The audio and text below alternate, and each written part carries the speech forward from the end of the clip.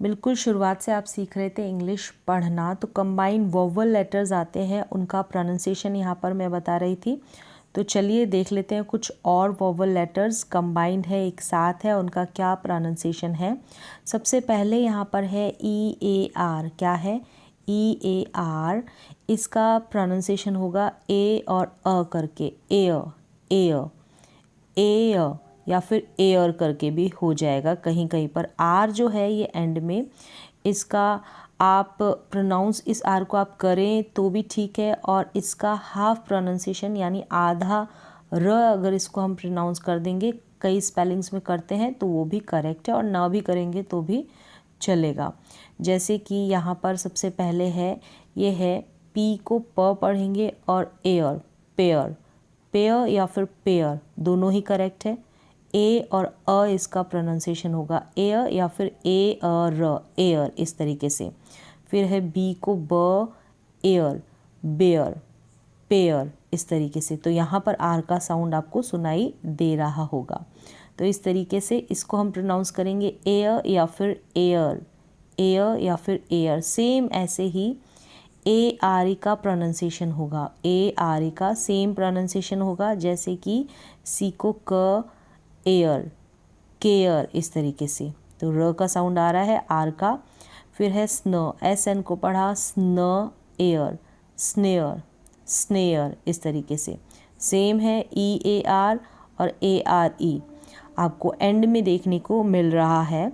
फिर है ए I R, A I R को भी सेम एयर पढ़ते हम, एयर, इस तरीके से। फिर से मैं बता दूं, ए अ या फिर ए अ और र का साउंड हाफ आएगा, कहीं कहीं पर आपको सुनाई देगा आधे र के रूप में। सी एच को पढ़ा चे अर, चेयर, इस तरीके से। डे अ, और इसको ई के रूप में प्रोनाउंस करेंगे वाई को, तो डेयरी बन जाएगा। क्या बन जाएगा? डेयरी, डेयरी, इस तरीके से। डेयरी या फिर डेयरी। तो यहाँ पर कुछ और स्पेलिंग्स देखें और उनकी भी आप प्रैक्टिस करें। जैसे कि ये है, ऑलरेडी आ गई है ये स्पेलिंग, प एयर, पेयर, व एयर, वेयर, ब एयर, बेयर, ट एयर, टेयर। फिर ये है एस एन, स्न, एयर, स्नेयर, र एयर, रेयर, ड एयर, डेयर, क एयर, केयर, अ व, अवेयर, इस तरीके से पढ़ेंगे, अ व, अवेयर। श एयर, शेयर। ये है एयर, ह एयर, हेयर, फ एयर, फेयर, प एयर, पेयर, स्ट एयर, स्टेयर।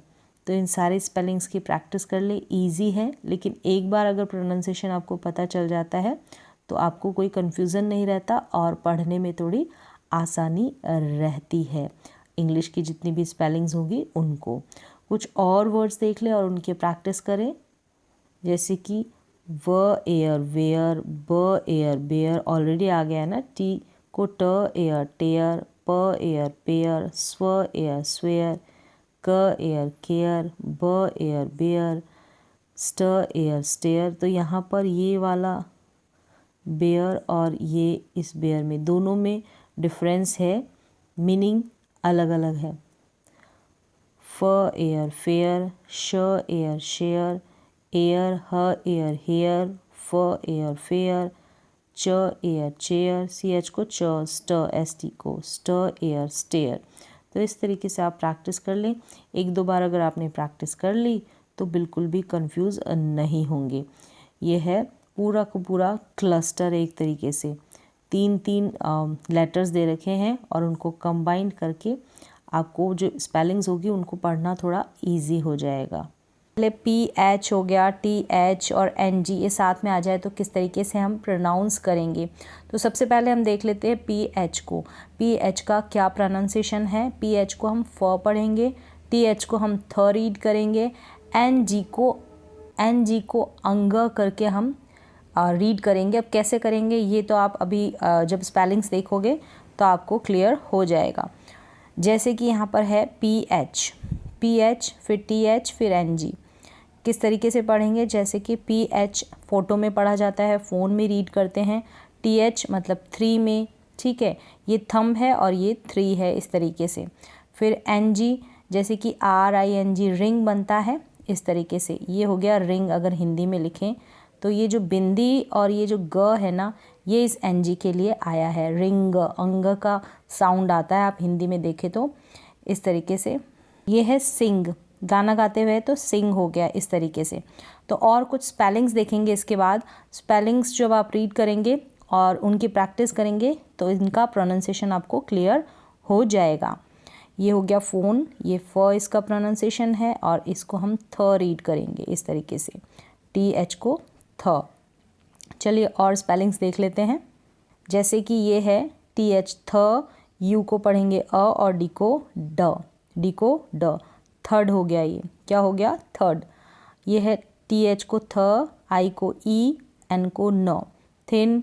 फिर है W को व, I और TH थ, विथ हो गया। पर ध्यान रखना आपको, TH को कहीं पर द प्रोनाउंस करेंगे और कहीं पर थ इसका साउंड आएगा, इस तरीके से, कंफ्यूज ना हो। विद हो गया, यहाँ पर विद करके इसको प्रोनाउंस कर देते हैं। अब ये हो गया, ये है मोथ, क्या है, मोथ। ये रिंग है, फिर ये TH को थ, इंग है, थिंग हो गया, क इंग हो गया, व इंग हो गया। तो आप ING को अगर साथ भी रीड करेंगे तो भी ईजी रहेगा आपके लिए। और इस तरीके से आप अलग अलग करके भी इन स्पेलिंग्स को रीड कर सकते हैं। R को र, TH को थ, K को क, W को व, विंग, जैसे विंग में रीड कर रहे हैं। सेम ऐसे ही ये सारे S है, इनको तो स पढ़ेंगे और ये स्पेलिंग के अकॉर्डिंग होगा। अब आप इनका प्रोनाउंसिएशन अलग से नहीं कर सकते। अब हम स्पेलिंग को देखेंगे तो आपको थोड़ा क्लियर हो जाएगा। जैसे कि स, अ, ग, ग, जैसे मैंने बताया बिंदी और ग के रूप में संग है। जैसे मैं हिंदी में लिख के बताऊं तो ये संग, यहाँ पर बिंदी और ये ग इस NG के लिए आ रहा है, अंग का साउंड आता है, संग हो गया। सेम ऐसे ही सिंग, फिर सॉन्ग, सैंग। तो इस तरीके से इनकी प्रैक्टिस करेंगे तो आपको ज़्यादा क्लियर होगा। तो कुछ और स्पेलिंग्स देख लेते हैं और प्रोनाउंसिएशन वाले लेटर्स देख लेते हैं। जैसे यहाँ पर है TCH, इसको बताऊंगी मैं, और CK को क्या प्रोनाउंस करते हैं, डबल S और डबल L को। यहाँ पर है ये B, ब, ए और TCH को हम च रीड करेंगे और इसको हम क करेंगे रीड, CK को, च और क। तो अब रीड करते हैं, जैसे ब, ए, चो, बैच, फ, ए, चो, फैच। फिर है P, चो, पिच, क्या है, पिच। फिर नो, च, नॉच, ड, च, Dutch, sack, pack, wick, lock, duck. तो ये प्रोनाउंसिएशन आपको पता चल गया। CK को हम क रीड करेंगे, लेकिन जब वोवल लेटर्स आप रीड करेंगे ना, जितनी ज़्यादा स्पेलिंग्स आप पढ़ेंगे, रीड करेंगे, फैमिलियर होंगे स्पेलिंग से, उतना ज़्यादा प्रोनाउंसिएशन क्लियर होगा। तो इस तरीके से TCH को आप च पढ़ देंगे जैसे इन स्पेलिंग्स में एंड में आ रहा है, और CK को आप क प्रोनाउंस कर देंगे इन स्पेलिंग्स में जिस तरीके से आ रहा है। फिर डबल S है, इसको हम स प्रोनाउंस करेंगे, क्या, स। मास, लेस, हिस, टॉस, फस, इस तरीके से। और डबल L को आप ल प्रोनाउंस करेंगे, ल। शैल, टेल, चिल, डॉल, डल। बस यहाँ पर A हो गया। ये जो वोवल लेटर्स है ना, इनको जब प्रोनाउंस करते हैं तो अलग अलग तरीके से प्रोनाउंस होता है। तो कितने एक रूल्स आप याद रखेंगे, तो इसके लिए आप ज़रूरी है कि प्रैक्टिस करें। कॉमन से रूल्स ध्यान रखें और बाकी आप प्रैक्टिस करें इसी तरीके से। यही है प्रैक्टिस करने का तरीका और इसी से आप सीख पाएंगे। अब यहाँ पर जैसे आपने छोटे छोटे वर्ड्स हैं उनके प्रोनाउंसिएशन तो सीख लिए, लेकिन प्रोनाउंसिएशन कब तक सीखेंगे, तो इसके साथ ही साथ आप रीडिंग करना भी शुरू कर दें और इसके ऊपर भी काम करें। मतलब आप रीडिंग के साथ अपनी वोकैब और किस तरीके से अंग्रेज़ी के जो वाक्य, इंग्लिश के सेंटेंसेस हैं उनको बनाया गया है वो भी सीखें। एकदम से नहीं आता है, धीरे धीरे करके आता है, लेकिन शुरुआत ज़रूर करें। तो यहाँ पर आज एक शॉर्ट स्टोरी है, इसको हम रीड करते हैं। तो चलिए, क्या है स्टोरी। इट वॉज़ इवनिंग, यानी कि क्या थी, शाम थी। अब यहाँ पर इट का हम सेंस नहीं लेंगे, जब भी हम मौसम से रिलेटेड कुछ भी बात करेंगे तो इट प्रोनाउन का यूज़ करेंगे। रानी Dolma and Rehan went to यानी गए ग्रैंडमाज रूम, ग्रैंड माँ के रूम में, टू लिसन यानी कि सुनने के लिए, टू अ स्टोरी एक कहानी। It was evening, Rani Dolma and Rehan went to grandma's room to listen to a story. Listen मतलब सुनना होता है, ठीक है। वेंट मतलब जाना यानी गए। गो की सेकंड फॉर्म होती है, कौन सी सेकंड फॉर्म? तो धीरे धीरे फॉर्म्स के बारे में भी पता होगा अगर आप शुरुआत कर देंगे तो अभी से पढ़ने की। ग्रैंड माँ हैड प्रोमिस्ड यानी कि वादा किया था, ठीक है। हैड प्रोमिस्ड वादा किया था, टू टेल सुनाने के लिए, देम यानी उनको, अ स्टोरी एक कहानी, इफ़ यानी यदि, दे फिनिश्ड यानी कि वे फिनिश्ड कर लेंगे, कंप्लीट कर लेंगे, ख़त्म कर लेंगे, पूरा कर लेंगे, देयर होमवर्क यानी उनका होमवर्क, एंड एट यानी ईट की सेकंड फॉर्म होती है, एट यानी खा लेंगे, खा लेंगे, देयर यानी उनकी, उनका, मील्स, मील्स का मतलब भोजन, फूड, प्रॉपरली सही ढंग से या सही तरीके से वो खाना खा लेंगे। तब उसके बाद ये प्रॉमिस उन्होंने किया था। ग्रैंड माँ नैरेटेड, नैरेटेड यानी सुनाना, ठीक है, मुँह से सुनाते हैं, नैरेट करते हैं। The story of the fox, अब उन्होंने सुनाई किसकी? फॉक्स एंड द चिक, एक फॉक्स की और चिक की स्टोरी उन्होंने सुनाई। चिक मतलब कि चूजा, मुर्गी का जो बच्चा होता है उसको हम चिक बोलते हैं, और फॉक्स का मतलब लोमड़ी। वंस यानी कि एक बार, देयर लिव्ड अ फॉक्स, एक फॉक्स रहता था। He had not eaten food for many days, उसने कई दिनों से, ठीक है, मैनी डेज कई दिनों से, ईटन फूड खाया नहीं था। क्या नहीं खाया था? भोजन नहीं खाया, भोजन नहीं खाया था या खाना नहीं खाया था। He had not eaten food for many days, कई दिनों से। सो इसलिए ही वेंट यानी वह गया, टू द नियर बाय यानी कि पास ही के, विलेज में, गांव में, नियर बाय यानी पास के ही, समीप के ही, टू फाइंड खोजने के लिए, ढूंढने के लिए, तलाशने के लिए, सम यानी कुछ, फूड, फूड मतलब भोजन, खाने की तलाश में पास ही के गांव में गया। तो गो की सेकंड फॉर्म है वेंट। देयर ही सॉ, वहाँ, ही यानी उसने, सॉ यानी देखा, मैनी एनिमल्स लाइक बहुत सारे जानवर उसने वहाँ पर देखे। लाइक का मतलब यहाँ पर पसंद नहीं है कि जैसे, जैसे कि ये वो ऐसे हम कहते हैं ना, तो वो वाला जैसे है ये, जैसे कि काउज यानी कि गायें, गॉट्स यानी कि बकरियां, एंड शीप यानी कि जो भेड़ें हैं, ये जानवर उसने देखे। अब यहाँ पर आप देख रहे हैं काऊ के आगे एस लगा है, बहुत सारी काऊ की बात हो रही है। गॉट के आगे भी एस लगा है, बहुत सारी गॉट की, बकरियों की बातें हो रही है। लेकिन शीप के आगे आपको एस नहीं मिल रहा है। तो शीप का सिंगुलर भी शीप होता है और बहुवचन प्लूरल भी शीप होता है, इसलिए यहाँ पर कई भेड़ों की बात हो रही है।